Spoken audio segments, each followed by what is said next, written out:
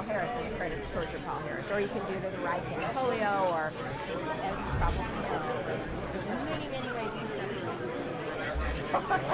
Just pick whichever thing you like. Right off the Paul Harris. Oh, all right. Paul Harris is, oh, there you go. Next level consulting. All right. Because you're at the highest of levels, right?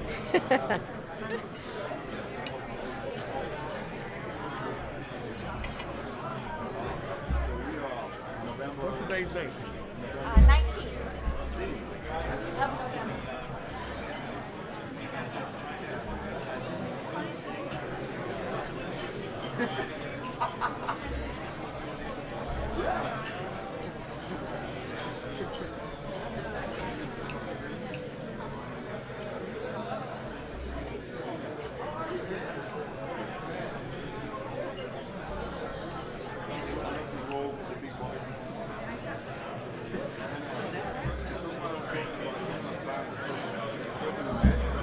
It's a to Paul Harris or to a Rotary? Rotary Club of Tucson Foundation. Because if you... The operative word is foundation, so if you're at Rotary Club of Tucson Foundation, it's still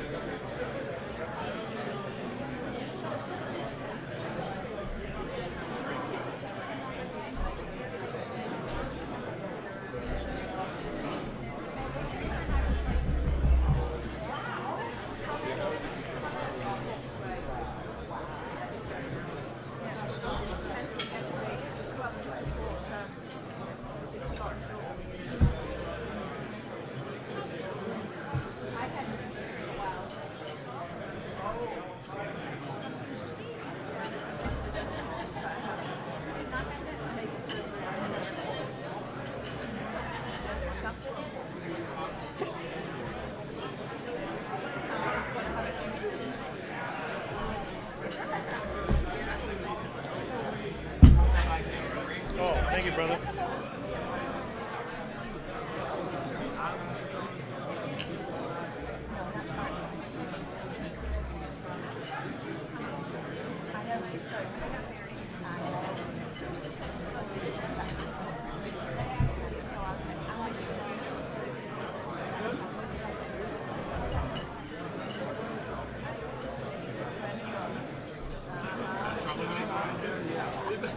You spent a lot of time. I love this mountain.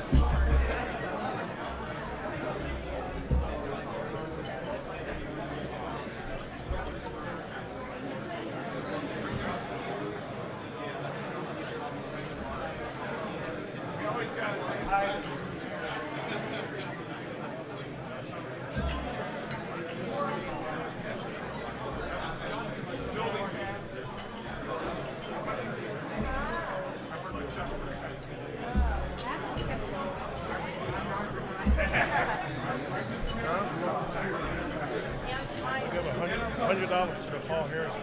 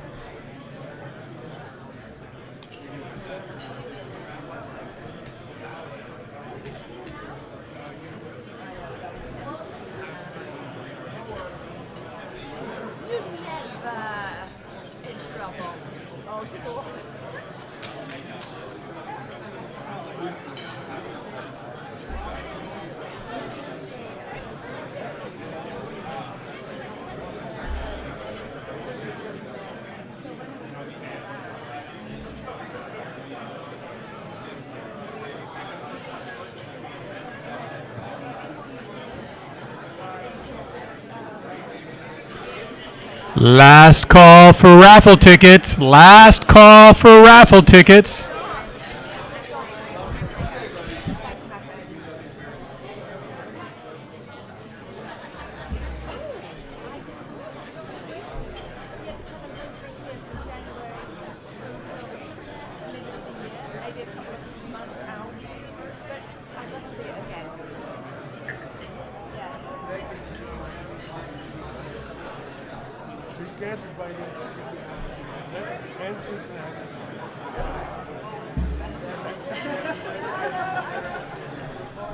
Seven gets you eight.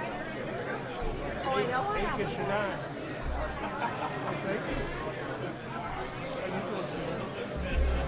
Drop them in the middle.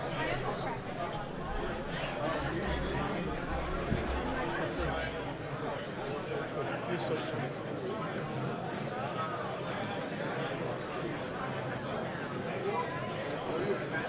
Stand out.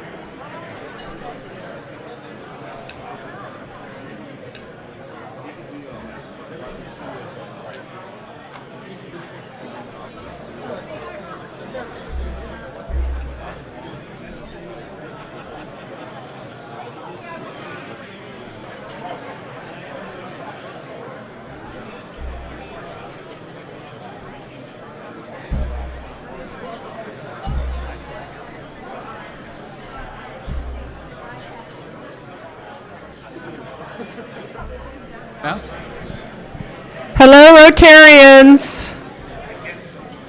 Just a quick announcement about service projects. You get credit for the days you work at the car show. So if you worked Friday, that's 1 point, Saturday's another point, Sunday's another point, that's 3 points. So turn your sheets in, or turn your name into Dorina today. We're going to give you a pass. Usually you're supposed to turn your names in the same month that you work. And she'll give you credit, and then we'll announce the winner of the October service projects at a later time. But we're giving you a pass today to still get your name in for credit. Thank you. Public service announcement by Diana Medeiros. When I was president, he was my sergeant at arms.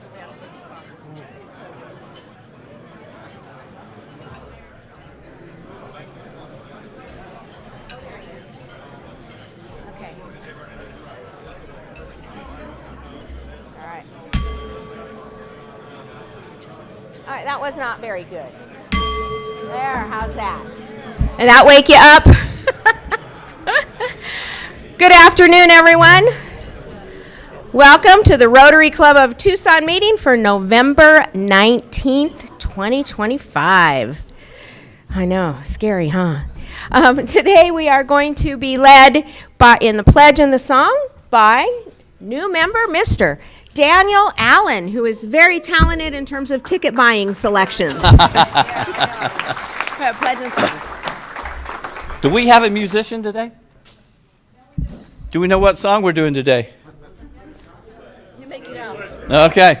We'll start with the pledge. I pledge allegiance to the flag of the United States of America and to the republic for which it stands, one nation, under God, indivisible, with liberty and justice for all.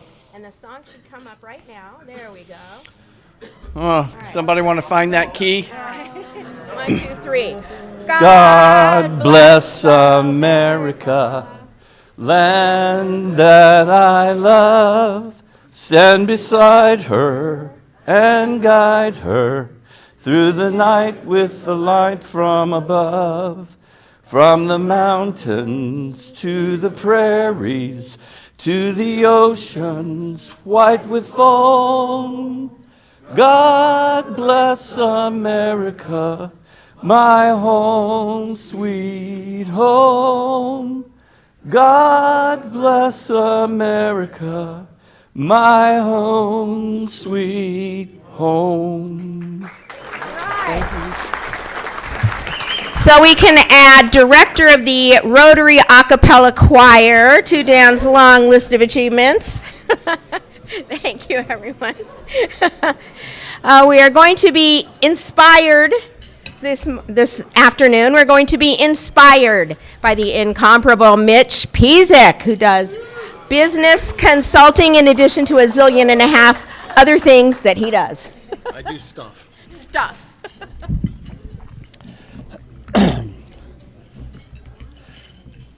What are you doing? Why are you here? Why are you investing your valuable time, treasure, and talents to the Rotary Club of Tucson? The answers to these three important questions are uncomplicated, yet multifaceted and in essence self-evident. You are on a mission. You have a passion. Your passion is your purpose, and your purpose is to make an impact. We inspire people, and the more people we inspire and the more money we attract to our club and causes, the geometrically greater impact we generate. We continue to reap levels of unprecedented success and impact by deploying substantial doses of inspiration, innovation, and perspiration. When we engage in community projects, we proudly fly our banners and our signs and wear our Rotary shirts. Visibility of our club is not vanity, it's vitality. We are the catalyst, the conduit, the connector of a plethora of vital causes. It's about results, not activities. It's not about the effort, it's about the execution. We do the right thing at the right time, the right way. We always do. We've earned the reputation of doing so. We inspire members. We influence donors. We invoke community respect. We initiate innovation. In our communities, we exhibit persuasion, passion, prioritization, and purpose. We radiate capability, competence, and confidence. We work as a team to leverage, optimize, and maximize what we do and how we do it. That's how we exponentially grow our organization and its impact. That's what you're doing. That's why we're here.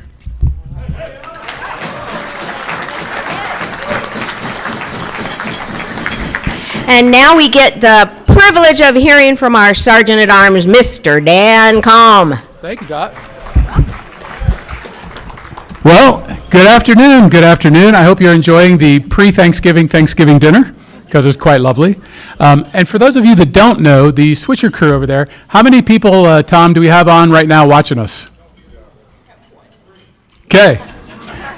So I have a list of people watching from home, so we'll play and see who's going on. But in case you're not at a meeting, you can always watch a meeting. Or if you have family that wants to know what do you do down at Rotary, they can watch the meeting. And it is on YouTube with the Rotary Club of Tucson, correct, Tom? All right. Allegedly watching from home today, so let's see which of the 5 we have listed, we get 3. Arnie Jacobson. Arnie? Oh, Arnie, okay, there you are. I did sell you tickets. I'm sorry about that. You were so memorable today. I'm sorry. Chuck Sabalis. Is Chuck here or are watching remotely? I don't know. Marianne Freitas. It's her birthday. Was November 18th today, yesterday. Joanne Zilch is watching from home, allegedly. And Ernie Montagne. Ernie, hope you feel better. So, all right, so if you're here, we're going to recognize the people in the crowd. So we're going to say guest of Jim Murphy, Connie Murphy. Hey, Connie. Guest of Jim Murphy, Tama Murphy Donaldson. Guest of Jim Murphy, Tony Donaldson. Guest of Jim Murphy, Patrick Murphy. Guest of Mark Irvin, Peter Anadrakatekis. Wow, sorry. Guest of Mark Irvin, Scott Fedinich. Guest of Mark Irvin, Michael Flowers. Guest of Mark Irvin, Kelvin Hatcher. Guest of Mark Irvin, Craig Kessel. Craig. Guest of Mark Irvin, Mike Becker. Guest of Gordy Seward, Mick Pennington. Guest of Chris Edwards, Elena Ha.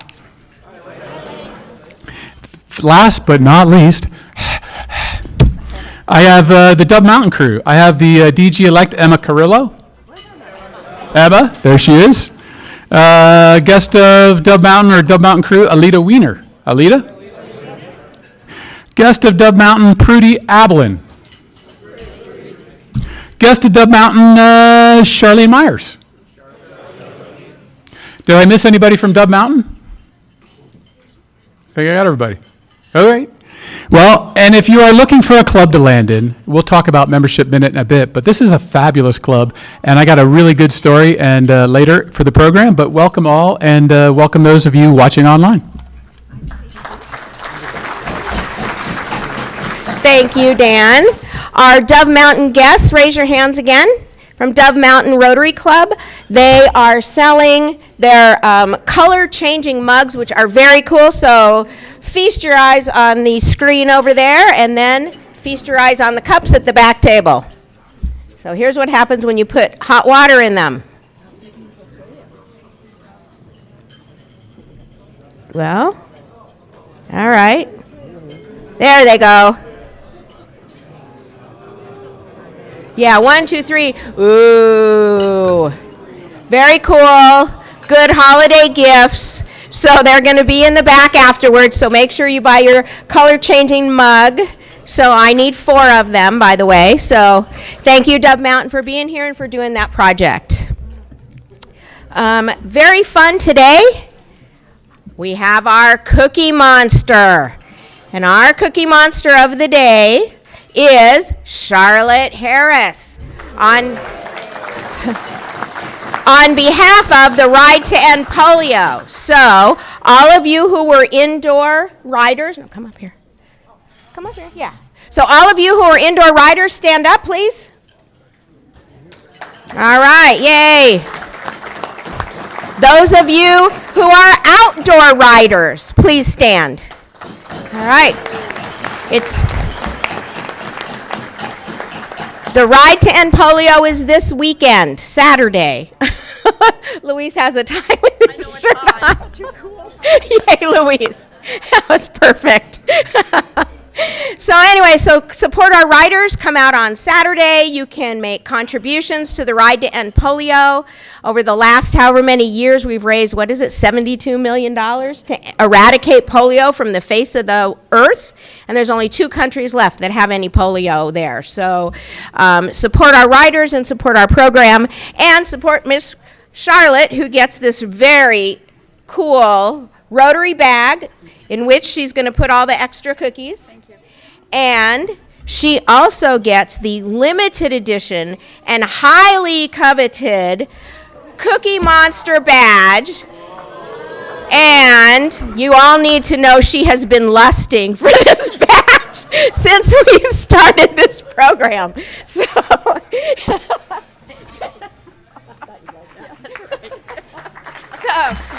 thank you, Charlotte, on behalf of our cookie eaters. Okay, for our program today, it is my privilege and honor to introduce Mr. Jonathan Rothschild, member of our club, previously an honorary member, and also he's currently an attorney and is the former mayor of the great city of Tucson. So welcome, please, Jonathan Rothschild. And thank God I'm not our speaker today. I'm only here to introduce our speaker. And our speaker today is going to give us some insight into our court system here in Pima County. And she is the presiding judge of the Superior Court. For those of you who don't know, hopefully most of you don't know, the Superior Court is our court of general jurisdiction. And she also has jurisdiction over the justice courts. But so if it's a civil matter, she's in charge of the judges who deal with that. The criminal matter, probate matter, divorce, adoption, mental health, juvenile, So essentially, the justice that goes on in Pima County, our guest today has been witness to. I always like to tell people that everyone should spend a morning, just a morning, in the criminal court docket, watch 10 or 12 cases go by, and just come out with your own opinion. I just think that everybody's perspective changes a little, and I'm not sure how it changes, but it's quite an impact. Judge Liskey has a bachelor's degree from New Mexico State University. She grew up in Farmington, and it was our luck to get her to the University of Arizona. I'm a graduate of the University of New Mexico Law School, so I asked her why in the heck she'd ever leave, and she said, well, I got married. And so she came here to the University of Arizona, graduated from University of Arizona Law School. After law school, she spent 20 years as an assistant United States attorney and then a deputy Pima County attorney. In 2011, she was appointed to the Superior Court bench by the governor, and she has served both in the family law, probate, and criminal law divisions. She's been known as an innovative judge. She developed the first pre-indictment drug diversion court in Pima County, so to try to get the small drug offenders out of the system and get them straight. To show you the respect that her peers have for her, she has served as the presiding criminal court judge, the associate presiding judge, and in July 2024, she was named the presiding judge of all of Pima County. So welcome, please, Judge Danelle Liskey.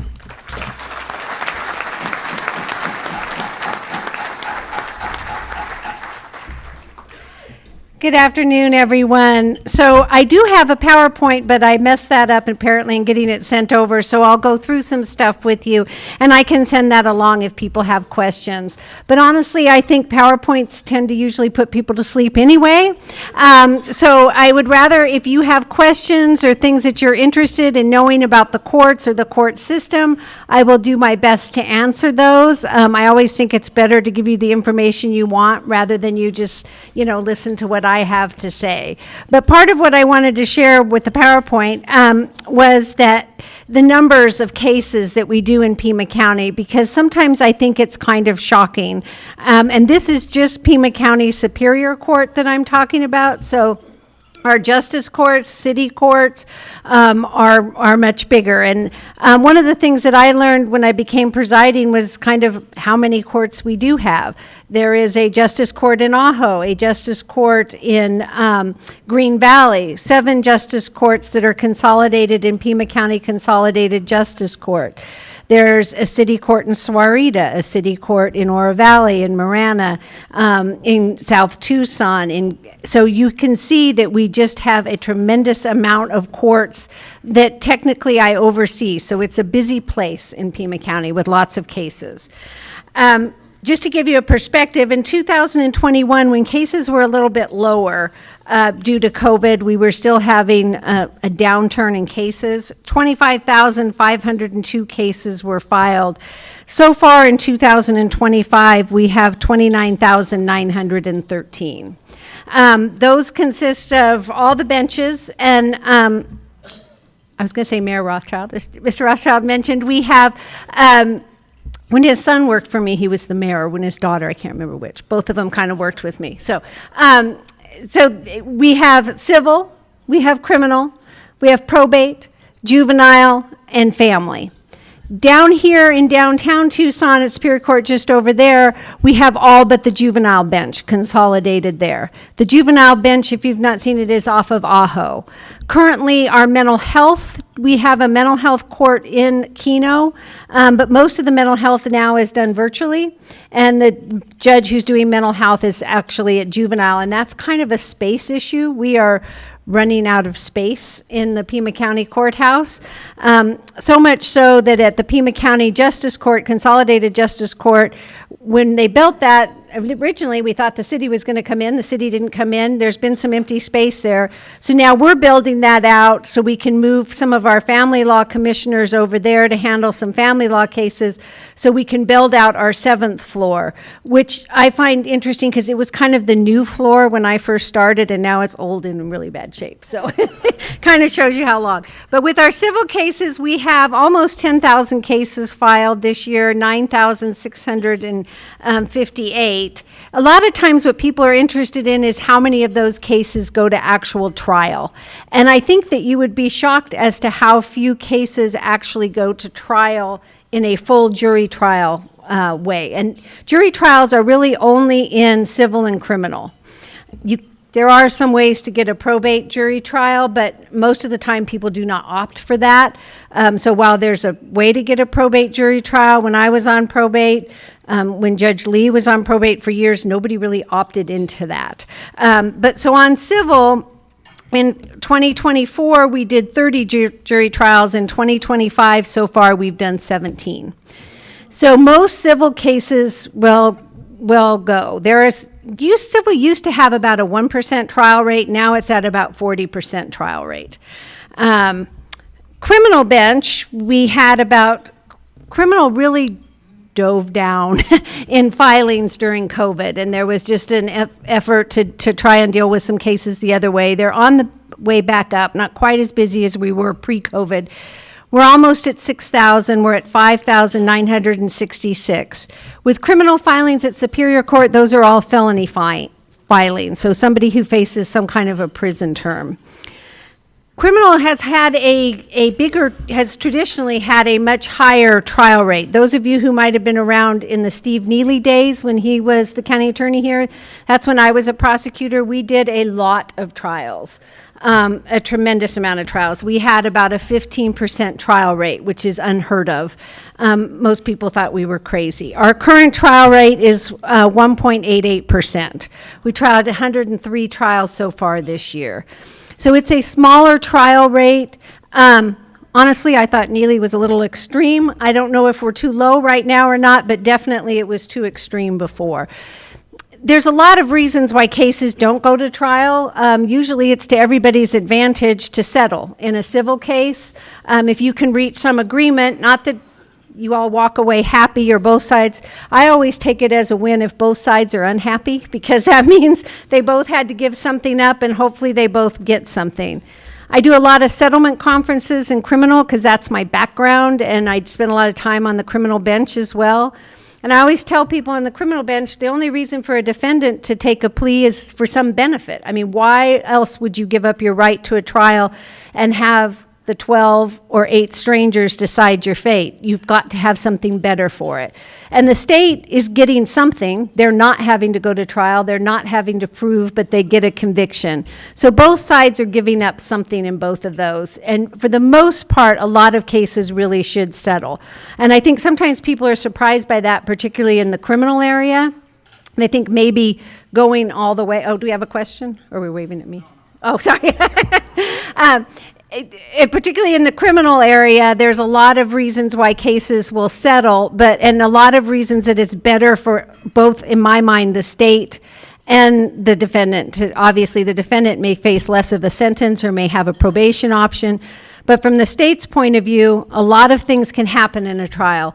And basically, you have 12 strangers who decide your fate. And if you can guarantee that conviction, that's also good. Also, from the state's perspective, my view as somebody who's a former prosecutor, you have a really strong ethical duty to do justice. So what is justice in this case? And each individual case needs to be decided individually. So that's part of why those cases go. On the family law bench, we had about 7,569 cases filed.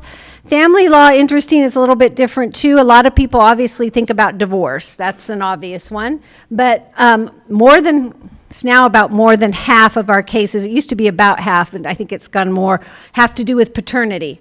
So, a child's born out of wedlock who is the parent, mother, father.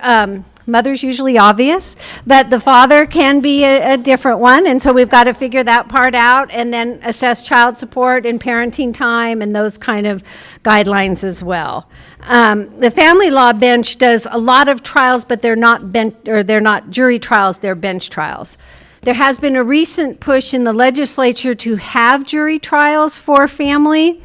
Having been on the family bench, which I consider to be the hardest bench as a judge, because a lot of times you have he said and you have she said, and that's the only information you have. And from that, you have to decide all kinds of things, and it's sometimes very difficult. A lot of people are unrepresented, up to 80% are unrepresented, so you're trying to do all that and work with families and get them to a place where they can move forward.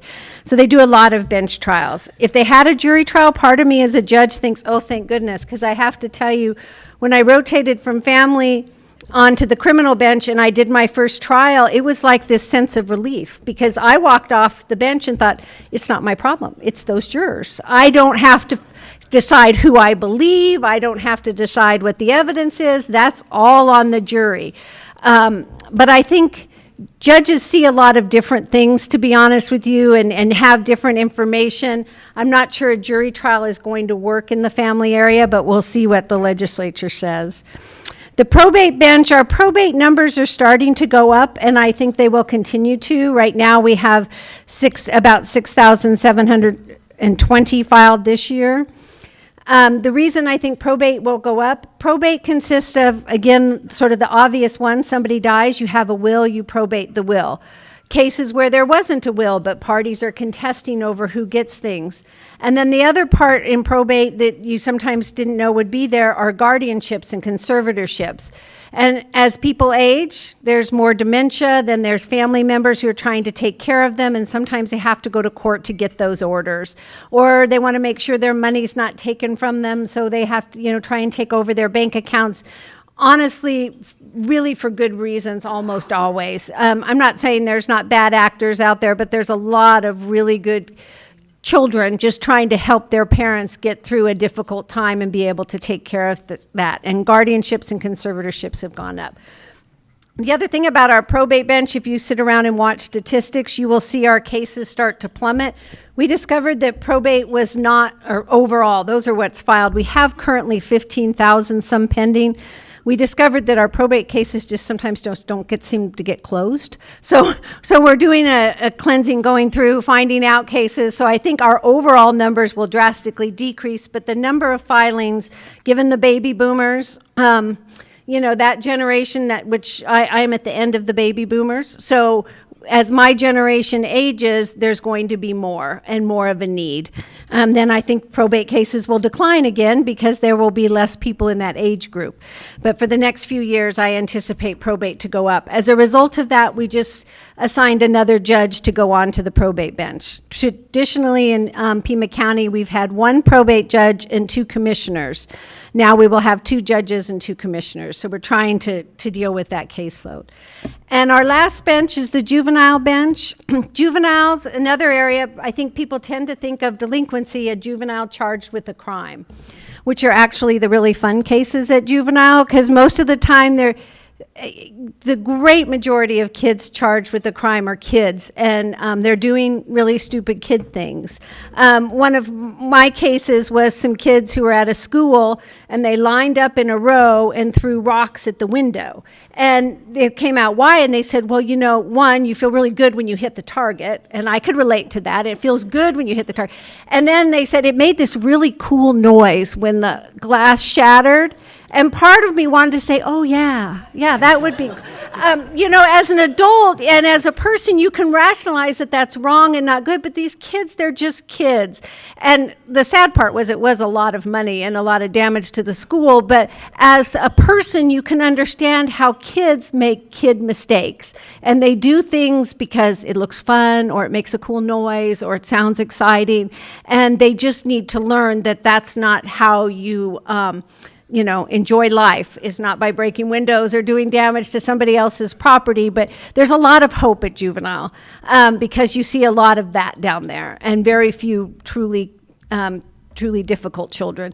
The really hardest part and biggest part of juvenile is the dependency. And that's where children have been taken from their homes because there's a concern about their health and safety. And whether they can be returned home, and there's a lot of effort put into reunifying families who have their children taken. And that part is, I think, the hardest and another one of the more difficult benches. So those are our juvenile cases.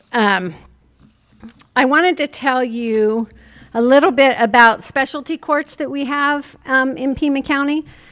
So specialty courts are kind of courts where things get diverted a little bit differently. So the first, in criminal court, we have the STEPS program, which is a drug treatment alternative for people who are, and they are diverted. If you're charged with possession in Pima County and that's your only felony, so today's Wednesday, if you were arrested today, next Wednesday you would go in front of the judge. If you qualify for the program, you don't have to admit your guilt. You don't have to do anything other than agree to go to treatment. And if you agree to go to treatment and you successfully participate in treatment for 30 days, your charges are dismissed. So it's designed to get people who have substance abuse into substance abuse treatment. And I think that the court is, unfortunately, the way our system works, the court is where a lot of substance abuse is dealt with. It's dealt with in every kind of case that I see: family, probate, civil, criminal, juvenile. Substance abuse is the root of a lot of our legal problems. But we're not really, my job is to read the law, follow the law, and apply the law.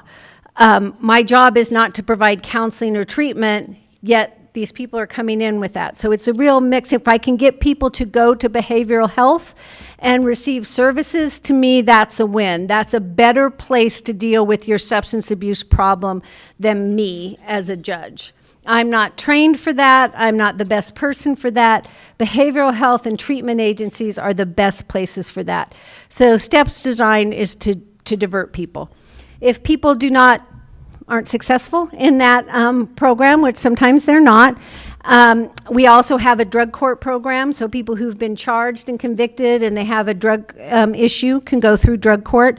The benefit to them is a lot more attention, effort put on them. Also, they can get some of their fines and fees waived, which that will shock you if you ever watch a list, particularly on a DUI case. It's really expensive with mandatory fines and fees. Our last drug court program in adult court is DTAP, which is Drug Treatment Alternative to Prison. These are people who have been around the system, usually for quite a while. They have a lot of cases. They've been to prison usually before, and they have been before. They are facing mandatory prison sentences. And they either choose drug treatment or they go to prison. And it's a very successful program, mostly because people are really selected. An interesting fact on the STEPS and a lot of the stats that we kept in the STEPS program, the older population is by far the most successful. And I think it's because they've been around the drugs a while, they're a little fed up, they're kind of tired of the life, and they look for and take the chance on the way out. You just never know when somebody in their life is going to be willing to accept treatment. So my thought from a judicial perspective is the more we can offer it along the way, the more likely we're going to get that person when they're ready for it. Because we need to provide it when they're ready, and we need to have the agencies be available to provide it when they're ready. Another drug program we have is at juvenile court. It's called the RAISE Court. It used to be called Family Drug Court. So as you can imagine, a lot of people end up in the dependency case because mom or dad or both usually have a substance abuse problem. And they're using drugs, and as a result of that, they're unable to take care of their children. But if you can get them off the drugs, again, you've got really good people who care and want to take care of things. They need to get away from the drugs.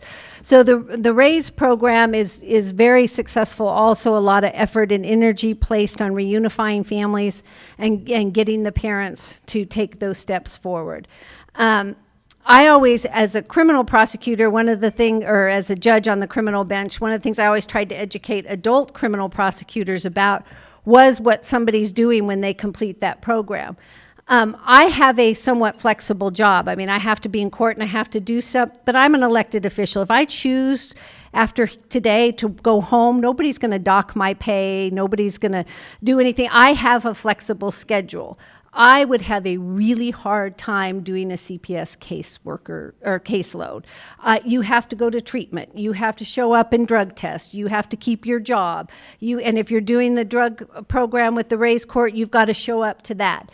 So if somebody can do all that and be successful, they have a great opportunity to be successful on adult probation. So I'm always trying to sell that in settlement conferences as why this individual may deserve a probation available plea. Look, they've been clean for 6 months. They've been highly successful in their juvenile dependency case. If they can do that, probation is a walk in the park compared to what you have to do if you are on a caseload with a dependency as a parent. So that's a really great program that we have. Many of you may have heard about, there's a lot of opportunity now in new statutes to restore people's rights if you have a prior felony conviction. When you get a felony conviction, you lose your right to vote, those civil rights that are associated with that, and also your right to possess a weapon. And so you can request to have those rights back. I tell you, civil rights are very easy to restore. We restore those. Gun rights are a little bit different depending on the type of case. But we also have a program that we called Pathways to Progress, where we're trying to do it a couple times a year. The defense attorneys are very involved, the prosecutors, we get probation involved, judges involved, and get people in so that they can fill out that paperwork and have the assistance so that they can get their rights restored.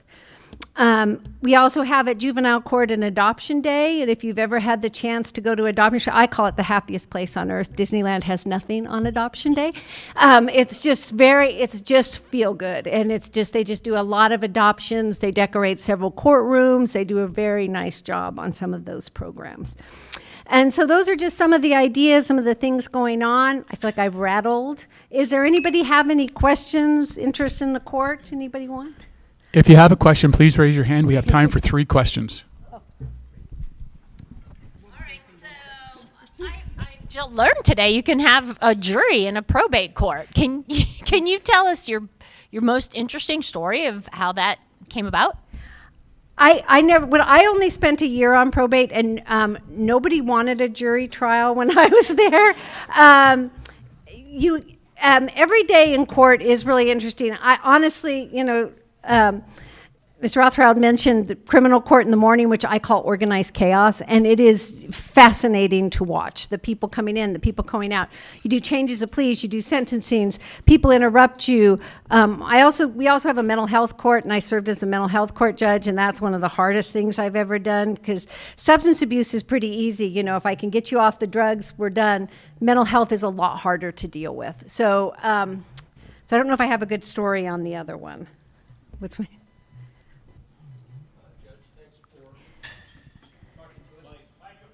Uh-oh.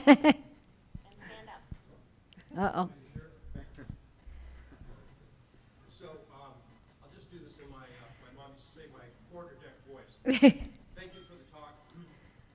Looks like you've lived in Tucson a long time, like I have.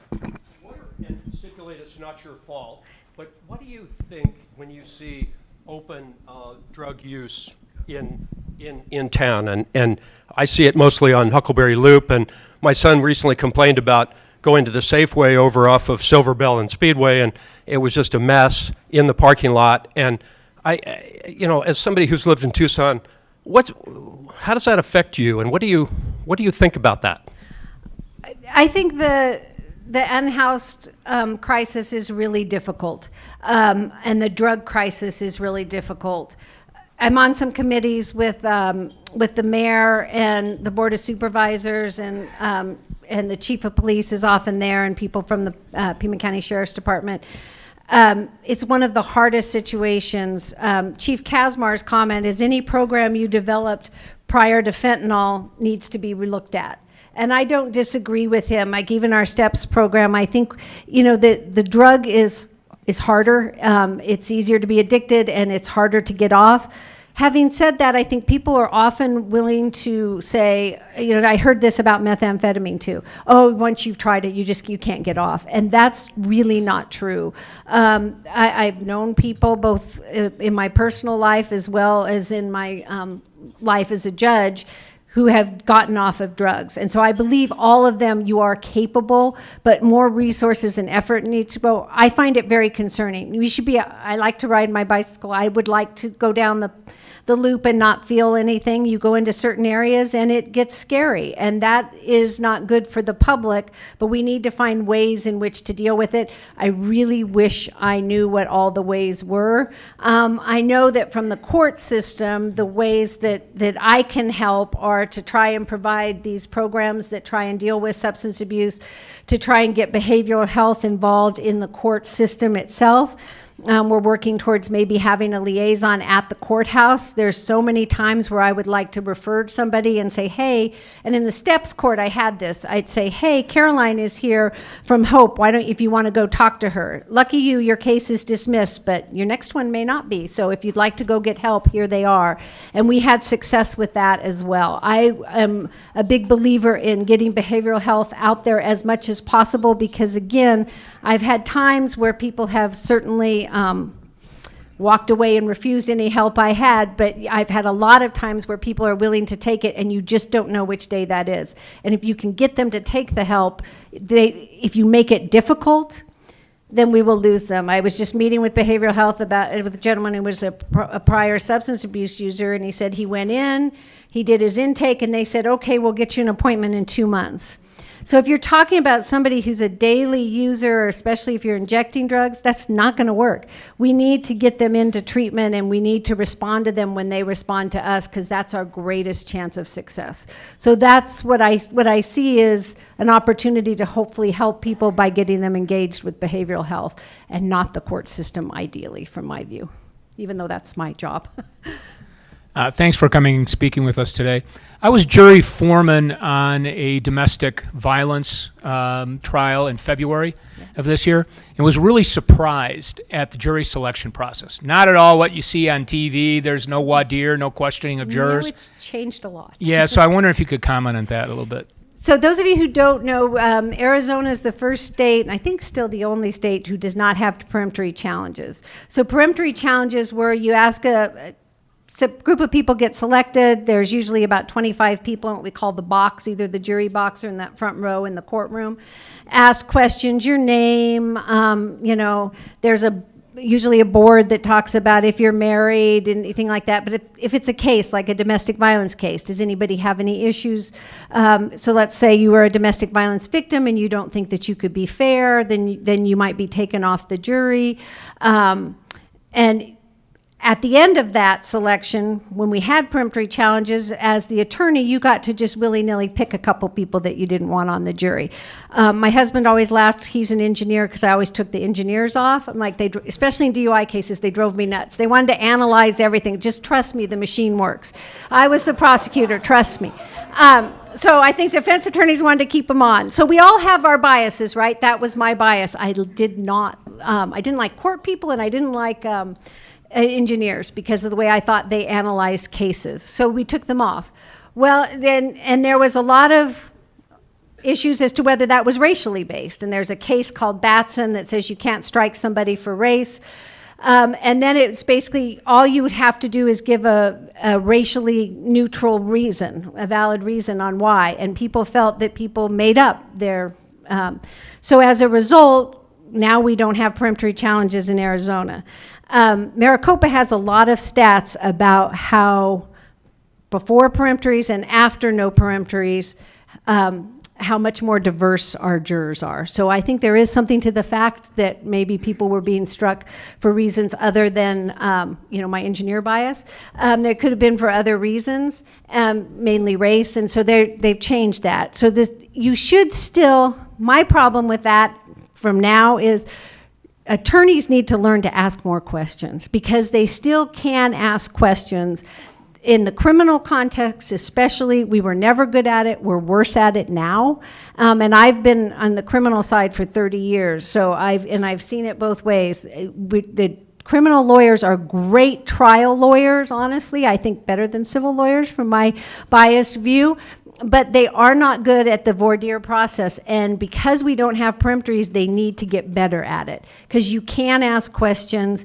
There is a jury questionnaire we're doing in a lot of trials now. I'm trying to encourage judges to use that more and more. It cuts down a substantial amount of people who we have to pay to drive down just to have them say, oh, you know, quite frankly, the cases that involved molestation are the hardest ones because it's a very difficult subject. People are very upset. And so what happens is they'll burst into tears in your jury room and you excuse them.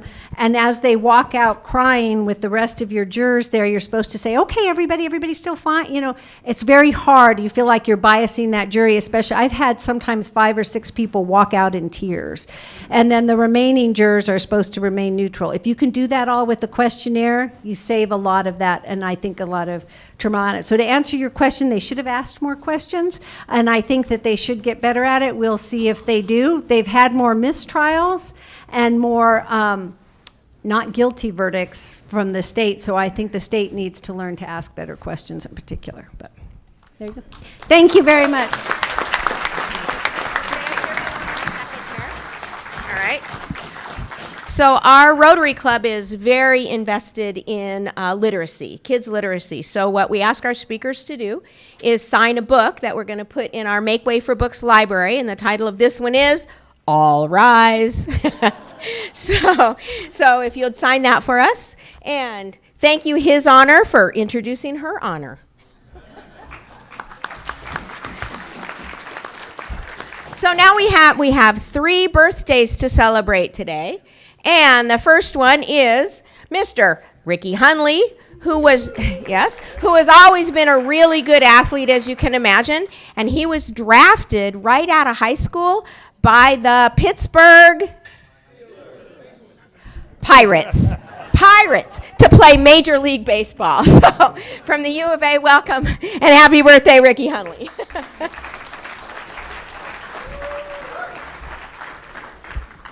Well, thank you. I appreciate it.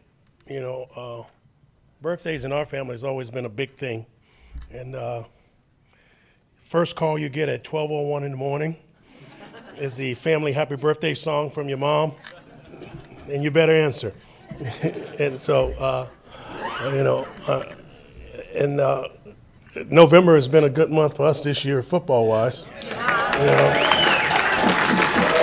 this last week we had a big win in Cincinnati against the Bearcats, and so we're sitting here at 7, bowl bound. We got 2 more to go, so I predicted 8, and I said if we stay healthy we get 9. And the only problem is that we still don't have all of our people showing up. So we got one more game, and we want everybody to show up, and let's just sell the stadium out once this year. Okay. And again, I have a check. Give you Dot. Thank you. Paul Harris. And, what Rotary's meant to me is just, it's all about service above self. And it's not a better opportunity to do that and serve with people that have like minds, And this, to me, feels like a locker room. It's my new team, and Roger and Dre and Brittany and,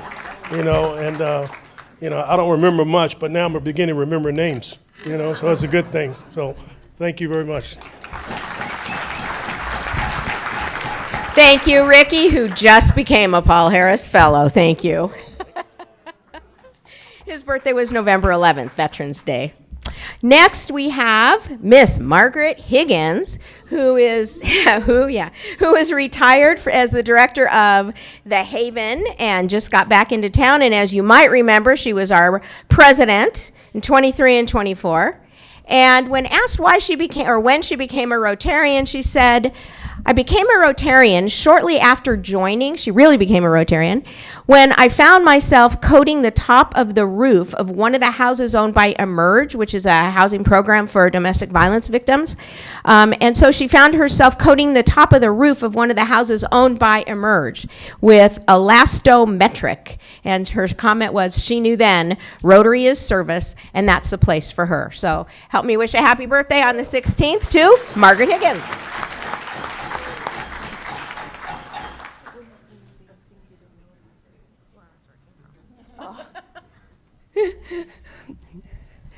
I want to hear the loudest possible collective sigh. So I'll conduct you. Oh, come on, sigh. Ah. Why would that be? Because I don't have a joke for you today.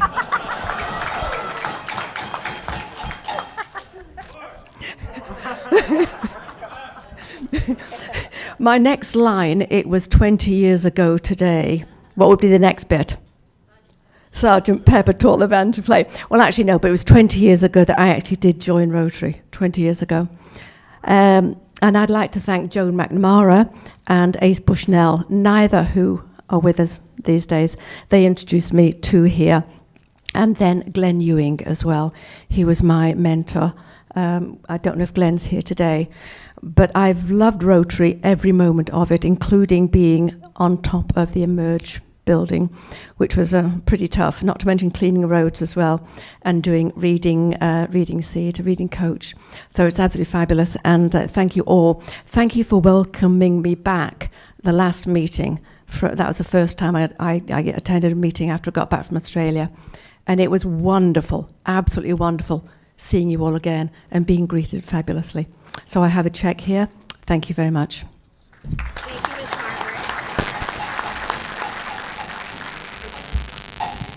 So we are used to seeing Rob Same's picture on the screen as a red badge selfie. So we have no red badge selfies today to show you, but we still get Rob Same on the screen. So yay, Rob. Something that we don't know about Rob, and I didn't know, and will tell us all a lot. He said, I was actually a twin at birth. My sister didn't get to live long enough, but I like to think she's been with me every step of the way. It's one of those quiet reminders that life is a gift, and maybe that's why I try to live mine fully, to make both our lives count. So I think he's done a good job at that. Happy birthday, Rob Same.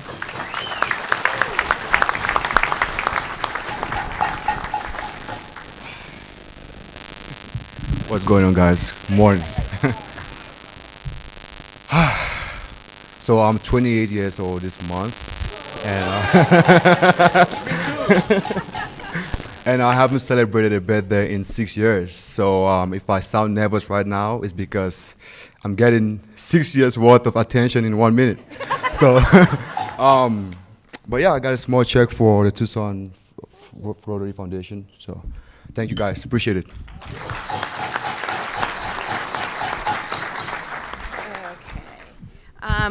Another of our favorite things is an introduction of a new member.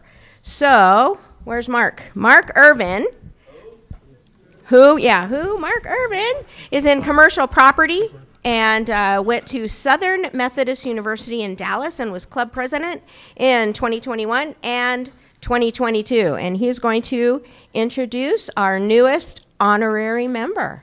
So, here comes Mark Irvin. Thanks, Dot. We have to crank this up a little bit. Oop. So I'm sitting. Thanks. It was a fumble, Ricky, and you're usually quicker on that than I. Kind of surprised you didn't grab that. So shows you what's going on up here. So, yeah, it wasn't money. I can't believe I got up here again. I'm getting harassed. I'm just getting started.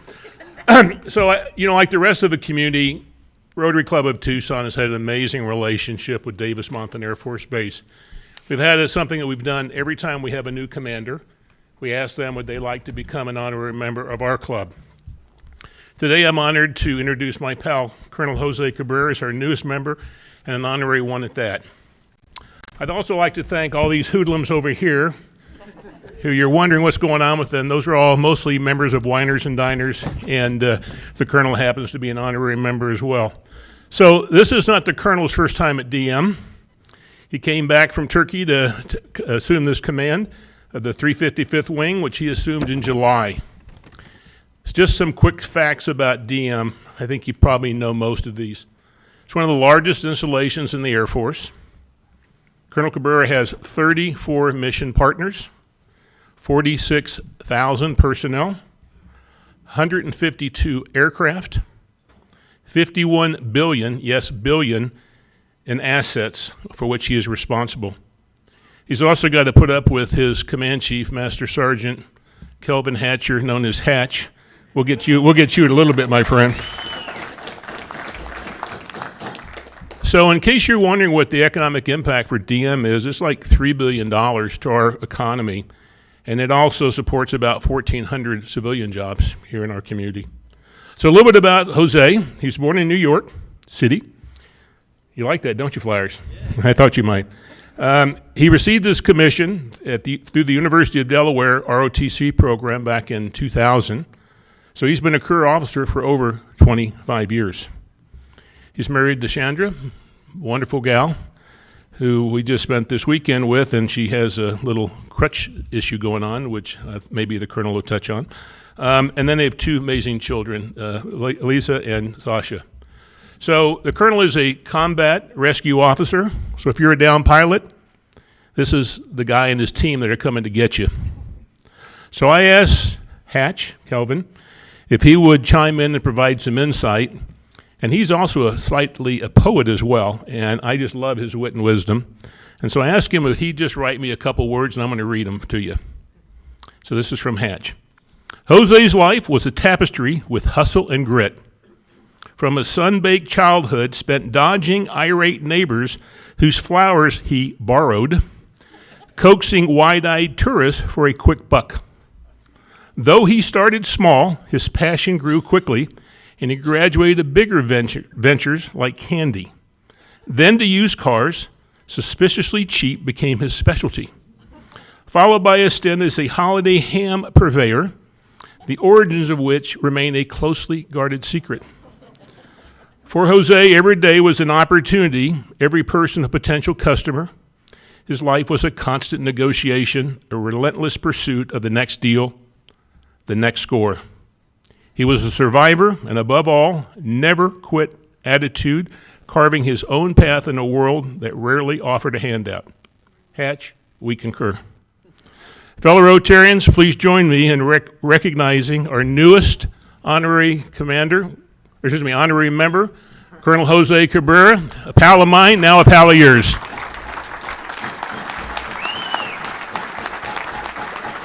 Jose, why don't you say a couple words? First and foremost, Mark, thanks for the kind words. Chief Hatcher, thank you for the insights. I think you've been paying close attention and maybe talking to Chandra a little bit too much, my wife. Yeah, that's definitely a good little bit of background there. But hey, on a serious note, definitely an honor, Mark, and to all of you as members of the Rotary Club to be an honorary member and to represent really Davis-Monthan, because this is not, Chief Hatcher and I will always tell you, like, this is not about us. We're just simply the face of Davis-Monthan. There are over 36,000 people that work on that base. They are members of the Tucson community. They have dedicated themselves to the service, whether they're civilian airmen or military airmen and their families. They are serving here, and they're part of the Tucson community. And everything you do, whether it's a project that supports a section that's in need in Tucson, ultimately and indirectly helps our airmen and their families at Davis-Monthan. It doesn't matter what it is. If you're making Tucson better, you're making Davis-Monthan better, you're making this community better for our airmen. And sir, you mentioned it earlier, right? You mentioned that idea of serving something greater than yourself. And Mark reminded me right before we came up that there's a direct correlation to what we call one of our core values in the Air Force, which is service before self. So I think that's another important thing to keep in mind, is that there are people that are wearing this uniform that are no different than all of you, that are looking for a way to serve their communities, to serve and put others above themselves. So thank you so much for what you do, and thank you for the support that you provide Davis Mountain. Thank you.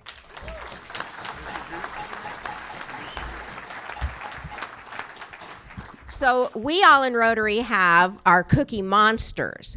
But at Davis Mountain, they have a project coming up called the Cookie Crunch. And that is for service people who can't go home for the holidays and they're here. So we'll put the link in the newsletter if any of you want to contribute cookies to be given to service members. You're more than welcome. It would be greatly appreciated, I'm sure. And so the link so that you can send them cookies or money is going to be in the newsletter. So thank you both.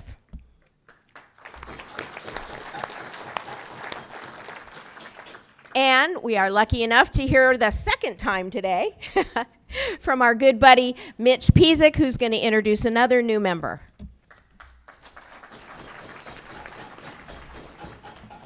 Okay, get ready to be thrilled. Consider yourself warned. I'd like to introduce Mr. Daniel Allen. Let's start at the beginning. He was born in Scotland. Thomas, settle down. Not that Scotland. Scotland County, North Carolina. All right. He's married to Lainey for 44 years. A youthful guy like that, obviously in Scotland County, North Carolina, you can get married in middle school, apparently. He moved here last year. He is an author and a coach. He's an executive a coach and a facilitator. He's written 2 books, run 10 marathons, and over a dozen half marathons. Was that all last week?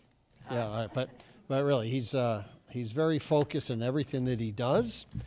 He also has 3 very high-octane grandsons. Join me in welcoming Mr. Daniel Allen.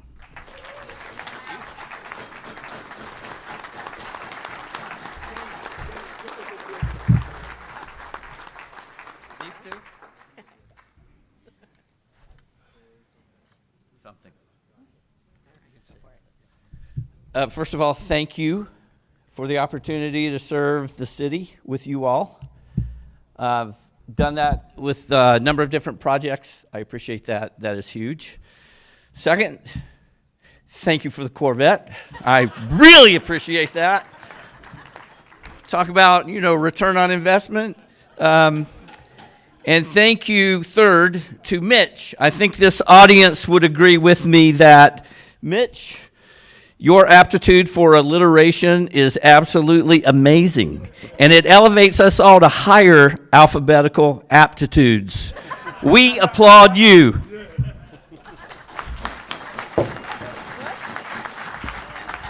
Thank you. And for those who didn't pick up on that, Daniel is the winner of the brand new Corvette at our car show drawing. So, I know. So, at Rotary, you can tell new members because they have a red badge somewhere. And after they learn about Rotary and do some volunteer work, etc., they get to become a blue badge member. So at this point, Margaret Higgins is going to present a blue badge to Mr. Kent Burbank. Come on up, Kent.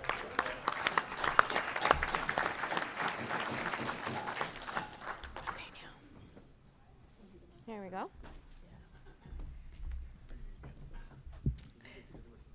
Oh. We get pictures. Not even a word. I know, we all match. All right, thank you. We do match. We do indeed, yeah. Totally unplanned, but look at the 3 of us. I've known Kent for about 20 years. We've both been in basically the same industry, behavioral health, which was mentioned earlier. And Kent did all of his work to get the blue badge prior to my departure. So he's been hanging around a while to actually get the blue badge. So cheer him, please, because he's fabulous and he's a great addition to our club. So thank you, Kent.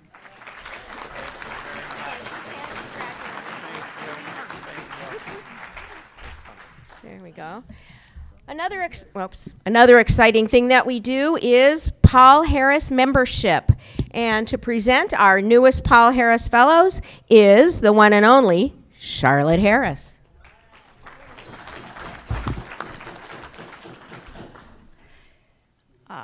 Okay. Through our support of Rotary International, today we come closer to a polio-free world, to villages with clean water, and more children able to read. A Paul Harris Fellow is a recognition of Rotary International support.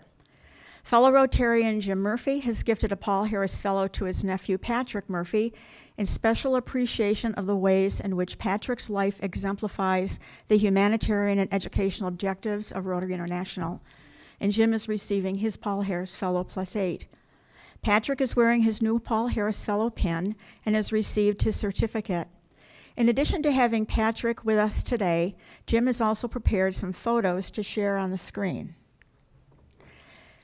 Patrick was raised in Bisbee, Arizona, and after graduating from Bisbee High School, he joined the U.S. Marine Corps and served for 8 years. He participated in the invasion of Iraq in 2003 and was subsequently deployed to Djibouti, Africa for anti-terrorism and force protection. He has served as a deputy of the Cochise County Sheriff Department and is currently the Senior Fraud Control Manager of Western Alliance Bank in Chandler, Arizona, where he oversees all fraud operations throughout the bank's branches of the Homeowners Association Division. Though Patrick lives in Chandler, he continues his relationship with his hometown of Bisbee as the chairman of the Friends of Warren Ballpark, a nonprofit organization with a mission to keep the oldest ballpark in Arizona alive and functioning. His passion is to save the ballpark that had its first game in 1909, the real Field of Dreams. He has also created the Copper State Vintage Baseball Association, focusing on recreating baseball as it was played in the 1860s. And he manages the Higley Haymaker team, pictured on the screen. Patrick has 2 beautiful daughters, Kaylin and Caitlin, now pictured on the screen. Please join me in congratulating Patrick Murphy on his Paul Harris Fellow.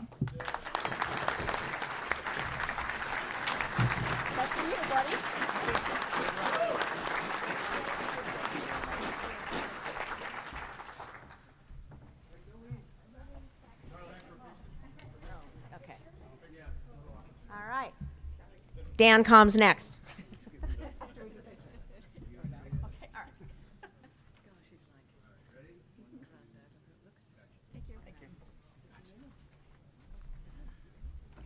Well, I think I need a jack stand to raise the mic.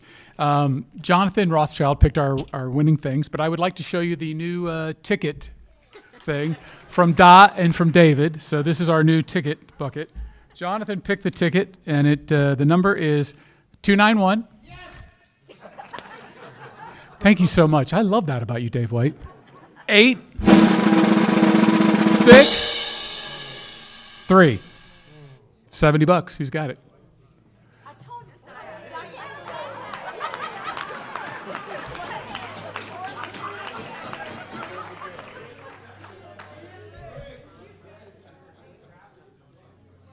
I did not. Jonathan picked it. It's the 9 of spades. Thank you very much. How many does this make? Okay, announcements. We have a zillion things happening, so please check out the screen.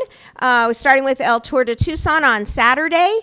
And so all the list is going to be in the Tucetarian. There's a list on your tables, and it's on the screen.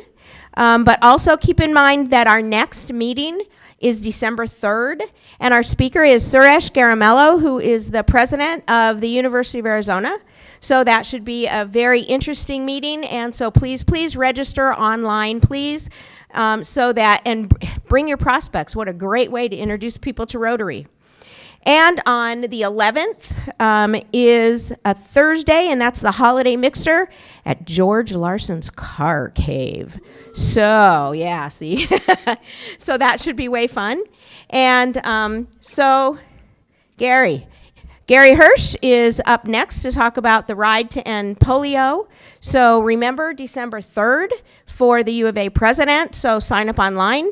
And also the holiday mixer on the 11th, and as soon as we get it up online, you can register for that. So in the meantime, Mr. Gary Hirsch is going to talk to you about the ride.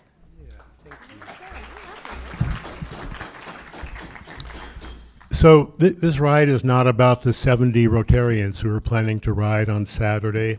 It's not about the 20 who rode the indoor ride. It's about one person, if I can get this to work. There we go. And so the person in the middle is Richard DeBernardis, who 40 years ago thought it would be cool to have a couple of thousand cyclists riding the perimeter of Tucson and raising money by doing it. Person on the left, many of you recognize as Michael Harris, who made it possible for Rotary to participate in El Tour as a nonprofit. In 2012, John Yuko, Rotary's CEO, was singled out as the highest single fundraising person in the history of El Tour. And so in 2013, every cyclist who rode received their medal, where's Ricky, with the name, image, and likeness of John Yuko on the medal that they received. Whoops, sorry. The guy on the left, you probably recognize Matt Blair over there wearing the very jersey that he designed, the first of two, at no cost, and graciously donated the rights to that design to Rotary. And you can see from the picture, those jerseys now are appearing all over the world.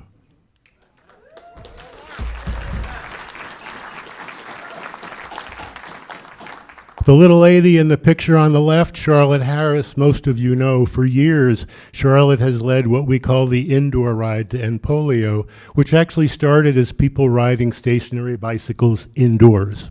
Charlotte has changed that. The rules are very simple.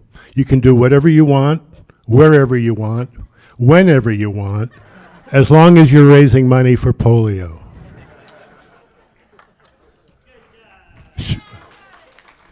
Charlotte's son Chris and our very own Daryl Stewart collaborated on the production of this trophy, which sits outside the door to John Yuko's office as the CEO of Rotary. And everybody who goes to visit John gets to see what we've done and what we've accomplished here in District 5500.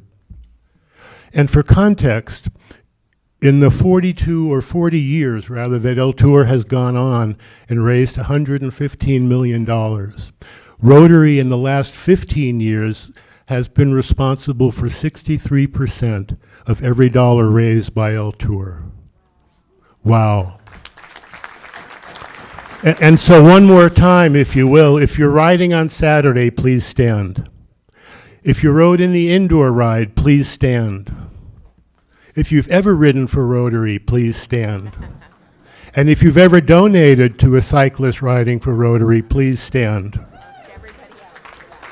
Look around. Each of you is that one person. Thank you.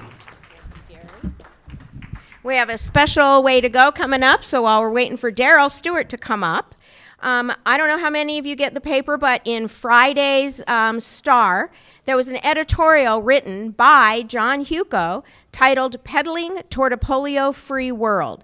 I emailed it out to everybody, but if you'd like to see it in hard copy, please feel free. Here's a copy. And in the meantime, say hello to Daryl Stewart. Is this an ambush? Given the time, I'm cutting right to the chase. Gary has been deservedly recognized by Rotary at the local level, district, and the international level for his contributions to the success of the Ride to End Polio. Wishing to recognize him one last time and appreciating his impending relocation to Portugal, making it impractical to move some object, it is with the blessing of the Harris family and the leadership of the Rotary International that we are renaming the trophy that you saw pictured earlier. And we may have to wordsmith this or get a bigger trophy, but from henceforth it will be known as the Gary M. Hirsch Trophy, recognizing the top fundraisers of the Michael J. Harris District 5500.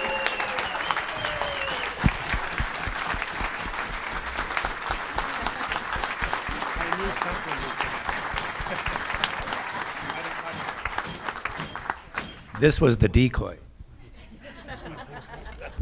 I'll be quick. Thank you.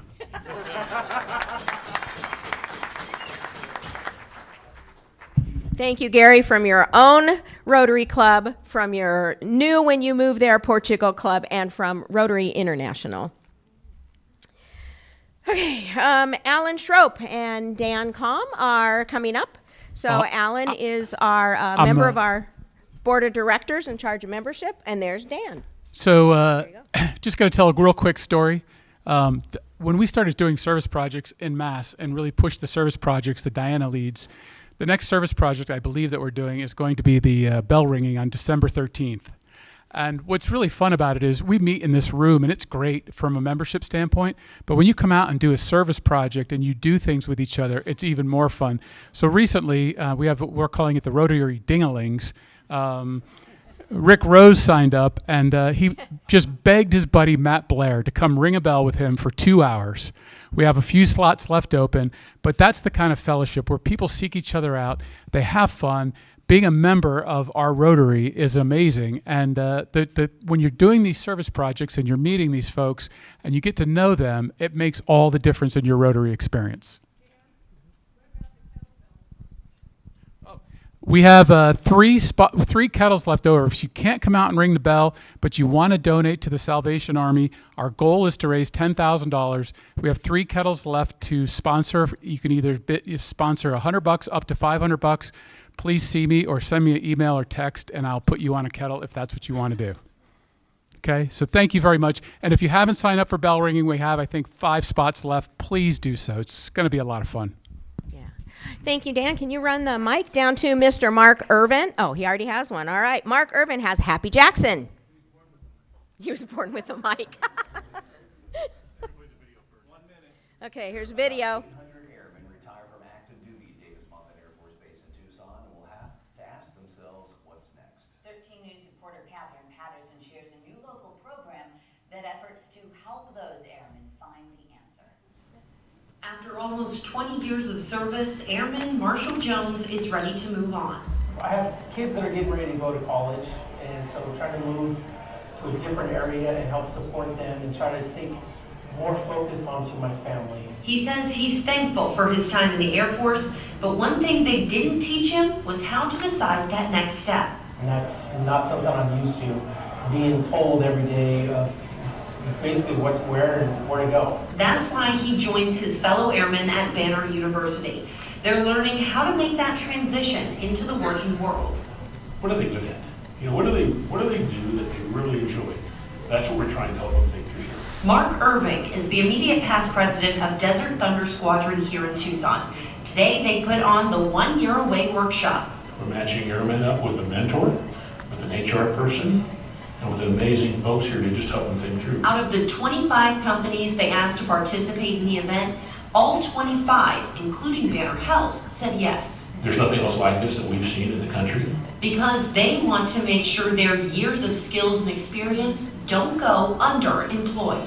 Being in the military has been a great opportunity for me, and I'm very thankful that I've had this, but now that transition is different, it's scary. Desert Thunder Squadron plans to have 2 more events just like this next year, and hopefully with more businesses ready to hire. Reporting in Tucson, Catherine Patterson, 13 News. All right. You're about. All right. Thank you for bringing that to us, Mark. 30 seconds. I don't think this is working. If anybody would like further information on that program, just reach out to me. We've got, I think now, 27 companies that have said yes. It's a 3-part request for commitment. So if you have an interest in trying to help and be involved at Davis-Monthan Air Force Base and helping airmen that are getting ready to step down that are a year or so away, reach out to me. Thank you. Okay. As you're all aware, our club is the recipient of a Rotary Global Grant, and that is to work in the country of Senegal, where we're going to be working with an orphanage and helping set up a vocational training program. And several of us are going to Senegal to be there to check it out and look at the project and get everything underway. So I won't be here next meeting. Oh wait, yes I will. Sorry. The December meeting, sorry. We leave on December 13th, sorry. Anyway, so happy birthday to Ricky, to Margaret, and to Rob. Same, thank you. Thank you to Cookie Monster sponsor Charlotte Harris. Support our ride to end polio on Saturday. Welcome, Colonel Cabrera, and to Daniel over there. Congratulations, Kent, on your blue badge. Congratulations to Patrick on your Paul Harris, and to Jim Murphy on yours. Thank you for speaking today. Your honor, her honor, and thank you, his honor. We're happy to have the Dove Mountain Rotary Club folks. They'll be back they already are, back in the back, so please pick up your really cool mugs from them. And next week, there's no lunch meeting because it's Thanksgiving on the next day. And so our next meeting will be December 3rd, where we'll hear from Suresh Garamella, the president of the U of A. So you need to register online, and please, please bring friends who might be interested in hearing the U of A president and who might be interested in joining our club. So, and the email will be sent out when it's up online so you can sign up. So, Mitch, where are you to send us off on our way? Look to the person on your left, look to the person on your right, and congratulate yourself for having such cool friends. Thank you, everyone. We're adjourned.